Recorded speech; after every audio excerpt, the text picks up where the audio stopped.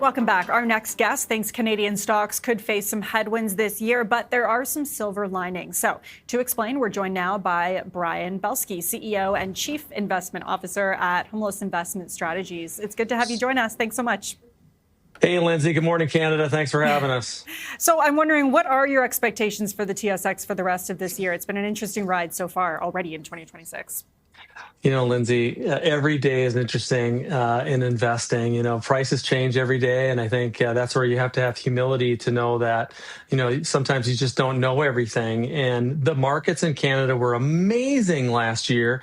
We were bullish for a long time, Canada, relative to the U.S. We think this year is going to be a little bit tougher, especially given the fact of the broadening out of the rally, which favors a more diversified index like the United States. However, it doesn't mean that Canada's going to be negative. We still think that there's a lot of fundamental prowess with respect to the cyclical areas of Canada, including the industrials, the consumer discretionary space. We think a great contrarian play is going to be the communication services sector in Canada. We think the banks are going to be more mixed, and you really want to be in one or two banks, not all the banks. Again, it doesn't mean that Canada's going to be negative; just means that it's going to be less positive than last year, and the diversified nature of the U.S. market just kind of favors it. Okay, so banks potentially more mixed. In terms of other Canadian stocks that could face some headwinds, which ones do you think those would be? Well, I mean, you know, how to make friends and influence people. I mean, gold's had a heck of a run. We're not telling people to sell gold. We're telling people to lighten up on their positions. We, in our research at our prior shop, became very bullish on gold in mid-year of 2022. People thought we were kind of crazy at the time. And then gold became a momentum play, as you know, especially following Liberation Day and people talking about the U.S. dollar going away and talking more and more about central banks around the world accumulating gold. You know, once our analysis shows, this is analysis, it's not sentiment. It's not opinion. This is analysis. Anytime that the average performance on a standard deviation basis goes 4 times above the average, you typically and historically have poor performance the 12 months following on gold. And I think investors in Canada have been too overweight gold, and it's time to buy some banks, buy some great consumer companies like Aritzia and Couche-Tard and Dollarama in Canada that have done amazing, that we still think have a long ways to go on the upside. Because if that analysis of gold, as you were saying, plays out, like that's probably not great news for the TSX, right? It seems so heavily weighted in the material stocks. Well, here's the great news. Here's the great news, Lindsay. Financials are over 30% of the index, and financials aren't going away. I mean, you have I believe, and I've said this for 15 years or so, that Canadian banks are the most excellent stewards of capital in the world. They do an amazing job in terms of buybacks, building and growing dividends.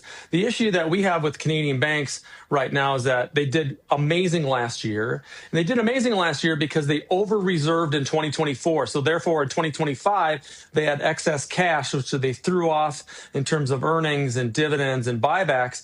We think that excess cash is going to be not as much as it was last year. So you want to be much more selective in the banks with the best management teams, the best market share per area in Canada, and the best kind of diversified product lines. So not all of them, but just some of them. And at the end of the day, we still think that big weighting, even if you buy 2 or 3 banks, Lindsay, think about this. If you buy 2 or 3 banks in Canada, you're going to be overweight relative to materials. So that's one kind of way to think about it. And we still think energy, by the way, it looks great in Canada relative to the U.S., especially the pipelines like Enbridge. Okay, that's good to know, energy banks. If we're talking markets as a whole in North America, do you think, you mentioned this off the top, so you do think there's a broadening out of the markets in general? We do. We think 10 years from now, Lindsay, that you're going to be kicking yourself if you didn't own enough small cap stocks. You know, we have the very good fortune at Humilis of offering 5 separately managed accounts in the U.S. portfolios. One of them is our SMID portfolio. And you're not supposed to have a favorite child, but that's our favorite child, principally because you can play themes, you can play great earnings. And here's the facts, not sentiment, not emotion, but the facts. Small cap stocks in the United States of America are showing the best earnings growth, best cash flow, best value, especially relative to large cap. And we think there's amazing themes and amazing stories to play. And you saw a lot of that start to play out in January, not just because 10-year treasuries went down, just I think because investors are noticing that this fundamental prowess of the small cap stocks is real and can continue. It is interesting how more people are starting to focus on the small cap stocks, small caps indices. Is there any particular indice or sector in the small caps that you're watching? But we love the communication services sector in the United States. You know, the stocks like Reddit and Nexstar, even Warner Brothers and Paramount. Those are the communication services companies in terms of content are going to continue to be great. We love the consumer discretionary and staples place.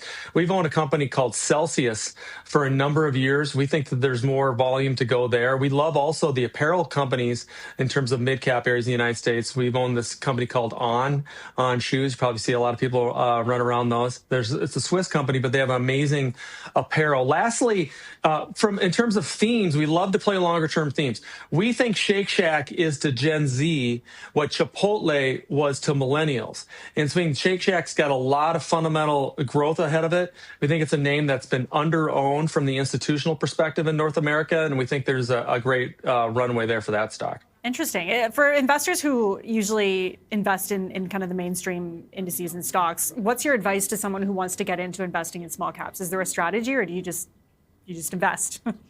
Well, no, I mean, I get these amazing questions all the time. Like, how much money should I start with? Any kind of money. You got to start somewhere. And we prefer stocks over, let's say, broader passive indices. We love active ETFs and active mutual funds. We're coming out with our own slew of ETFs and mutual funds in Canada and the United States within the next couple of months. So they'll be available, but any kind of money, and just be fundamental. The last thing I'll say is that do not react to the news every day. Do not react to the negative stuff on the television.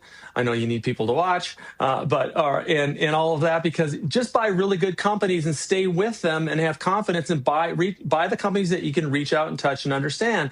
And a lot of those great small mid-cap companies are right in Canada, because if you think about it, if you pull out the banks and you pull out some of the big pipes and you pull out some of the big gold companies, the Canadian indice is a small mid-cap market. And oh, by the way, one of the best top three in our view, consumer discretionary stock is in Canada. It's called Aritzia. It's a mid-cap name. We've owned it for years. We love that company. We love the management. We just think it's going to continue to grow.